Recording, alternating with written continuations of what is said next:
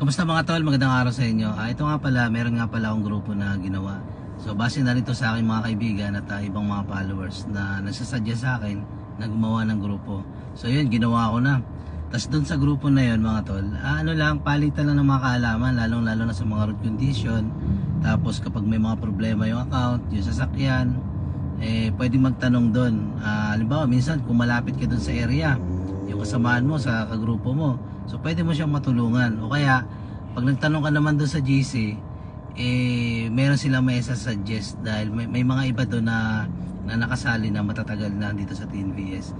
At lalo na kapag ka TNVS ka, wala namang ibang makakaintindi sa'yo kundi kapwa mo rin TNVS Ang malupit lang na ito, yung mga bago kasi ngayon, yung mga nagtatanong dyan sa mga group, Facebook group, yung umisa binabara, winawalang hiya. Kaya naisipan ko na gumawa ng Facebook group, sa Facebook chat yon, sa Messenger mga tol.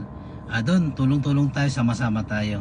At kung minsan dahil inilalagay na natin ito sa kaayusan, kung minsan nagkakaroon dito ng meet up, pero hindi naman lagi.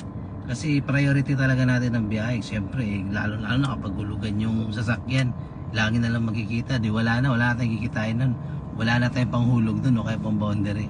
So kung gusto sumali mga tol, comment na kayo dyan sa comment section. Ako na bahala sa inyo mag-add.